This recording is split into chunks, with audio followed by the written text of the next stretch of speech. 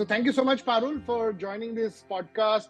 So Parul here is a global talent attraction leader with over 18 years of experience in recruitment and talent acquisition.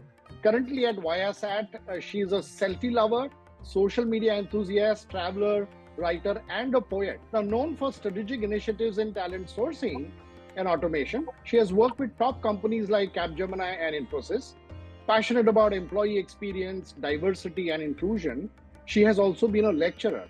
Parul is an electronics engineer by qualifications and also an alumnus of IIM Bangalore. The main goal of this podcast is going to be doing a review of your recently published book, Hired, The Art of Finding and Recruiting Talent. What made you dream about writing your own book? And explain to us the why and the when and the journey throughout. And actually, trust me, it's a long answer. I think this book is a summary of whatever I learned in these 18 years. So I will start with one small incident which happened a few weeks back. So one of my student, when I was a lecturer, one of my student actually reached out to me congratulating about the book, and he said that, ma'am, you know what, you always wanted to write a book. And I asked him that, and how do you know that? I mean, I don't remember having such conversation. And then he said that in one of the class you mentioned that this is something you would like to do in future. You wanted to write a book. And my students remember that. I always had that in my blood. My father is also a writer and a poet. I always wanted to write, and I keep writing a lot of poems, as you have already introduced. I like writing articles on LinkedIn. I writing Hindi poems and English poems as well. So writing has always been in my blood. So I thought that why not to write something which can help me learn, at the same time share whatever I have learned with everyone else. I'm a big fan of Robin Sharma, and I read his book 5 a.m. Club and The Greatness Guide. And I'm still, I still have his book. So this book, and then I have this Hired. So when I read Robin Sharma, I was so inspired about doing all the right things, starting my day early at 5 a.m. So I started writing my first chapter of this book, Hired. The prompt was that I was always involved in taking interviews of the recruiters who used to, come there to join my previous organization. Initially, first level of interviews was something I was doing a lot. So I realized that a lot of times, Chetan, there were candidates who were really good with attitude, really passionate about recruitment, sourcing. I always found that, okay, this person is the right fit for this particular role. But let's say there is one skill which is missing in that candidate. Let's say candidate doesn't know Boolean string, or the candidate doesn't know how to actually do the keyword search from job portals like Naukri.com, LinkedIn. I mean, the candidate has never heard about X-ray search, never heard about recruitment marketing. So there were always few things which were missing. Whenever I felt that there's one thing which is missing, I always used to tell the candidate, okay, can you write a Boolean string for this particular JD? And when the person is writing the Boolean string or any X-ray search, I will guide that person as well at the same time that, and when they are writing the second time, they are just doing it perfectly. So I realized that it's just a matter of right mentorship, telling them the right things, just a little guidance, and they have changed completely. They are now actually expert in doing something which they didn't know just 2 minutes back. I felt so much accomplished. Such a small tip, such a small guidance could help someone actually get the job. So that prompted me that why not to have a repository of these tips and techniques and some suggestions, not only for the job seekers, but also for the hiring managers. So that prompt made me start with the book writing journey. Well, fantastic. While I was listening to you, I think what was really coming out is, I think your entire motivation was driven by intent to helping others, because I'm seeing that you saw that the people are missing those skills. I think they if they had access to a repository, that could really help them. So I think that's a very noble thought. Let's dive into the books now. Yes, I have read each and every line of your book. It actually communicated clarity of thought. I think what you've been able to do is just put together a very simple, fundamental principle behind what things are to be done. And I think in today's world, simplicity is the most difficult thing to do. Let me come to the 4 pillars that you talked about. Your book emphasized the 4 pillars of recruitment. That's attraction, connection, engagement, and experience, right? Yeah. Tell us why they are crucial for a successful recruitment. And we always call recruitment as a recruitment life cycle. So it is a life cycle of a candidate actually. Candidate is going through with each stages. So recruiter is actually a part of just one phase. Then there are hiring managers, right? Then there are offer managers. Then there are HR professionals. So yeah, there are a lot of people in the HR who are involved in the life cycle of the candidate. But the one person who is common in the entire recruitment life cycle is the candidate.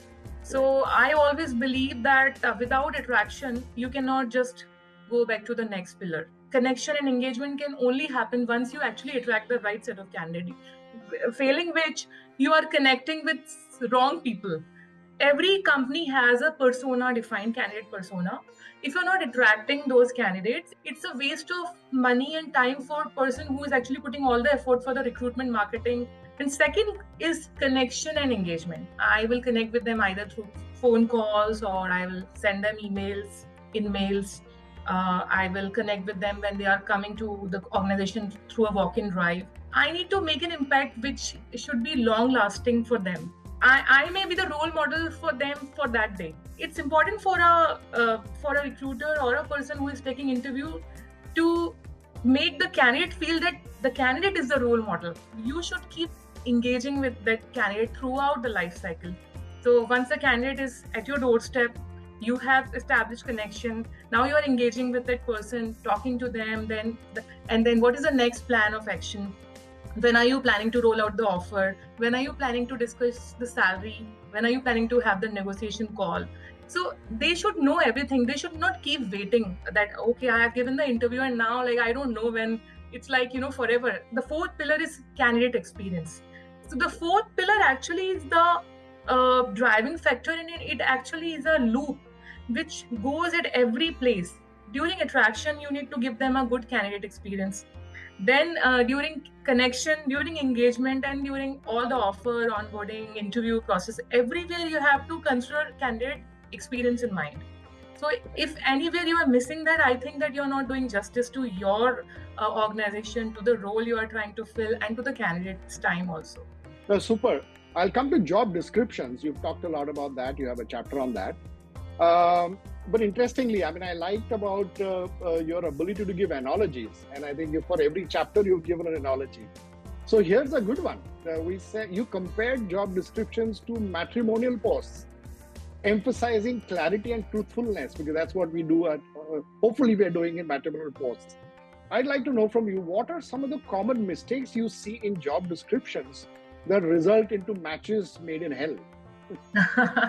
There are a lot of mistakes actually. Those are unintentional mistakes. The common mistakes people do is they use the very generic formats. Is we can avoid using templates. Second is we have different tools like Textio. Those are amazing a guide for suggesting like a good job description. I have written a job description. I checked the score is 60, and I wanted that the ideal job description should have at least 80 as a score. So it will give me suggestion that what terms you should use. Your language should be inclusive, should drive female employees, specially able people to apply.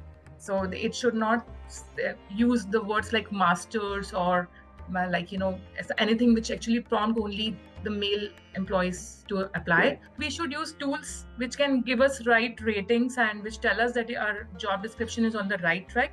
The job titles. People tend to miss the importance or the power of job titles.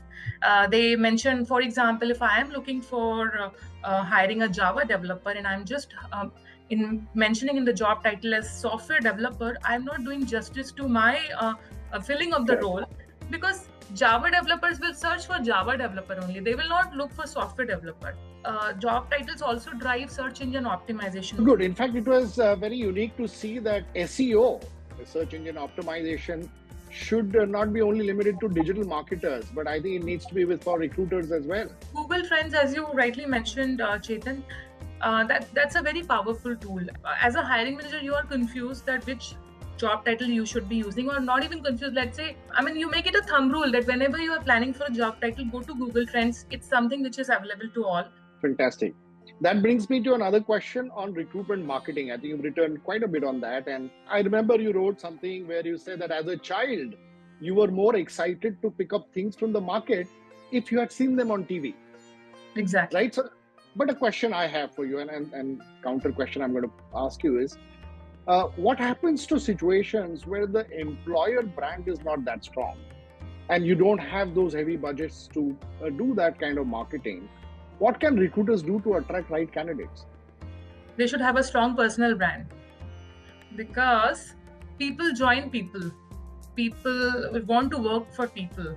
So if I know a person who has a strong personal brand, let's say Chetan, if I know you, doesn't matter where are you working. If I want to work with you, I want to work with you, whether you are with Calify or whether you are with Microsoft. I know you as a person. I know the learnings I will get from you. I would love to work with you.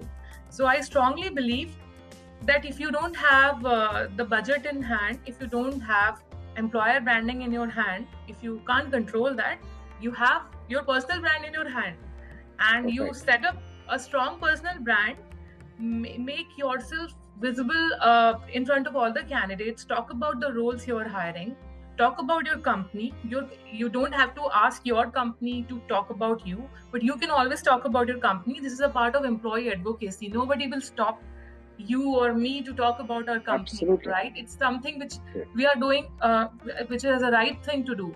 So I have personally experienced in my past that I have applied to certain roles because of the people I know, because of the people working and representing that brand. Coming to Boolean logic, I believe your 12 pages of Boolean is probably a workshop that can be conducted. And the reason I'm saying that, because recruiters lack Boolean skills. What has been your experience? Why don't they use Boolean searching extensively? I think it requires some efforts, but if someone actually is pro of using Boolean, then they only do Boolean. That's also the fact. Like, I always do Boolean string, and a lot of people I work with, my previous team members, my current team members, they always do Boolean, because that's one of the easiest thing to do and one of the easiest way to attract the right candidates for that role, because we are able to exclude all the non-relevant keywords, right? We can exclude that, okay, I don't need, if I'm hiring a Java developer, I don't need a test engineer, or if I'm hiring a test engineer, I don't need a developer, whatever. So we can always put those keywords in not. So we can always exclude. Now, those things are available in keyword search as well, but then we have seen that keyword search has some limitations. Like, we cannot always have, like, not all the platforms provide us that all keywords and must have and everything. So I tried doing that also. I played around with that what kind of results I'm getting. And I always figured out that Boolean string will always fetch us right set of results. So people don't do Boolean string because they are not aware about the magic of it. But whoever has used it, they never get back to the keyword search. That's also one thing I'm sure about. I have taken some workshop on Boolean string, and the one assignment which I give to all the students or the trainees or my teammates is that after this particular session, get back to your computer and define your own profile in Boolean string on Google, and make a string in a manner where you are not going to write your name or your current organization, but you have to write all your skills and your whatever you want to write, and that string should give you a result which can only show your profile and not like 10-15 other profiles. So it should be so specific. So when they do this activity, Chetan, they come back to me saying that now I know how to run the Boolean string for candidates also. No, fantastic. Sometimes I felt that recruiters feel that you need to know math to do Boolean, but it is not so. Coming to candidate experience, you again dedicated a full chapter on that, and I am a big proponent and evangelist of candidate experience. My entire company is based on that philosophy. Can you discuss some best practices for ensuring a positive candidate experience, and why is it often overlooked? So in my current organization, when I was getting interviewed, I always felt that people who are interviewing me are not interviewing a candidate, but they are interviewing Parul Sharma. Whoever interviewed me, they always looked at my LinkedIn profile, have gone through with all the details, and they all, like you did, you have done your homework before this podcast, because you wanted to give me a good experience in this podcast. You wanted to make me feel special. So what we as recruiters sometimes miss is that we treat them as candidate and not as like Amit or Parul or Shweta or Swati or Elizabeth or Sean, right? We always treat them as, we just keep them in one place as one candidate. So I think if we get out of that comfort zone, put some efforts on knowing them more as a person and not as a candidate, not just focus on their skills, but their interest of if they actually love cricket, and talk a little bit about cricket. If they actually love writing, if they are a poet, if they are actually a good reader, ask them about which recent books you have read. So a little bit of personal connect, and it doesn't take much time, 2-3 minutes, 4 minutes, 5 minutes, but it gives them lifelong experience, Chetan. And that gives not only a good feeling of you as an interviewer or a recruiter, that gives a strong reflection of your organization culture as well, the culture and value you are bringing in the table for the candidate. When I was interviewing, people were calling me, they were engaging with me. Parul, when are you joining? And are you comfortable with this? How are you feeling about this role and everything? So I got calls from a lot of senior folks in the organization. So they were engaging with me. Not only that recruiters were talking to me, people who were the head of the company or who were the head of particular function, they called me personally, made me feel that I am already belonged to this organization. I am already a part of this. I am no more a candidate. I am a part of this organization already. Super. Recruiter communication. It's not necessarily that you should have a impeccable English speaking skills, but it was about being able to articulate your message, your thoughts, your value propositions, and including from a compliance standpoint, inclusive and something which is unbiased. So highlight some areas in the book, I think some of the tips that you've given around recruiter communications, how it can be improved. Communication plays a very important role. Personalizing your emails, right? LinkedIn do a very good thing right now. If you see, they have AI enabled their messaging. So if you will try it, a LinkedIn recruiter does it. So when you don't draft any mail, they will draft a personalized mail on your behalf to candidate. It will talk about their role, their current designation, their experience, and not your company, your job description and everything. So when AI can do this, because AI is very smart, they know what candidate is responding to. They know, they have the analytics of the email response, the kind of Correct. AI is smart enough. Then as a human, I think we can do even a better job. Got it. I'll come to this passive hiring. Why, in your opinion, is it becoming important to recruiters to develop sharp skills on passive hiring? Few years back, I was given a role to hire a visual designer. I did all the job boards. I did all the Boolean logic. So hiring manager was looking for a strong portfolio of the candidate. So it should have the designs. Now resume cannot carry the websites and the design. So I explored one platform which was called as Behance. So I used X-ray search and I found a couple of profiles. So I went deep dive into their profile and then I pulled out 2 profiles from Behance and I presented that to my hiring manager. Out of 2, 1 person was selected. This person was not present in any of the job boards, Chetan.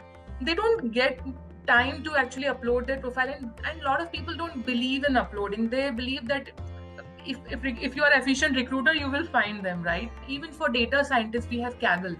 For designers, we have Dribbble. People want to hire doctors nowadays. They look for Quora actually, because in Quora, we see a lot of doctors who give advices. Now, passive doesn't mean that they not necessarily are looking for a job, just that they don't want to keep updating their resume because they are satisfied in their current role. If you reach out to them with right set of opportunity, they are always interested. Fantastic. Be a professional stalker, but totally in a legal way. Exactly. You mentioned about LinkedIn Talent Insights, Talent Neuron by Gartner, Entelo, Talent Lift, Dice Insights. Where do you think recruiters should be using these? There are 2 methods to do this, to start with the recruitment process. One is if you if the location of the role is already decided, if the experience range of the role is already decided, then the maximum you can do is that you can start with all the passive searching, your Boolean search, and your LinkedIn, Naukri.com, and all the amazing platforms we have. But let's say you got a heads up about a coming position, and you got to know that okay, you are going to get 40 positions in next 3 months, and you have a privilege to actually suggest the hiring manager this is the right location and this is not the right location, because the talent pool is present more in this location and lesser in this. When you know in advance what are the roles coming to your place, talent insights play a very important role, because then you rather than a recruiter, you become an advisor to your hiring manager. You can not only suggest them the role locations, you can suggest them a lot of things like you can suggest them alternative skills. You can tell them that, look, this combination is something you won't get, but why not to try another combination? So these are the alternative skills. These are the trending skills. So talent insights like LinkedIn, Talent Neuron by Gartner, Hireezy, Intello, all I mentioned, I have used few of them already. Those are amazing to be able to be an advisor to the hiring manager. As a TA leader, pull insights for all the position we work for. So we always have insights ready. Superb. So with that, I end the barrage of questions, and I know I made you speak a lot. I have a surprise for you. It's very interesting. You mentioned that you have been a poet, your father has been a poet. So I thought, why don't I write a poem on you? And I'm just a conceptualizer for this. GPT has helped me write it. So in dreams she soars with passion's flame, a book she penned to share her name. Her daughter's voice so pure and true, write your book, Ma, your future too. With Dugu's love and husband's cheer, her path is fearless, her goal is clear. Compassionate heart and a leader's mind, in recruitment world she is one of a kind. Understanding deep, her knowledge vast, with simple words she spells each cast. Grateful for the love, support so grand, she stands tall with pen in hand. Oh my goodness. Oh my goodness. This is so amazing, Chet. Thank you so much. It was amazing talking to you, Parul. Really appreciate it. And I'm going to close this with a message to the audience and for the recruiter community who may watch this podcast. I urge all of you to invest in a copy of Parul Sharma's book, available on Amazon. For just a few ₹100, you're not just purchasing a book, you're gaining a guide that will significantly enhance your recruitment strategies and career. Grab your copy today and start reaping the benefits for years to come. Thank you so much, Parul.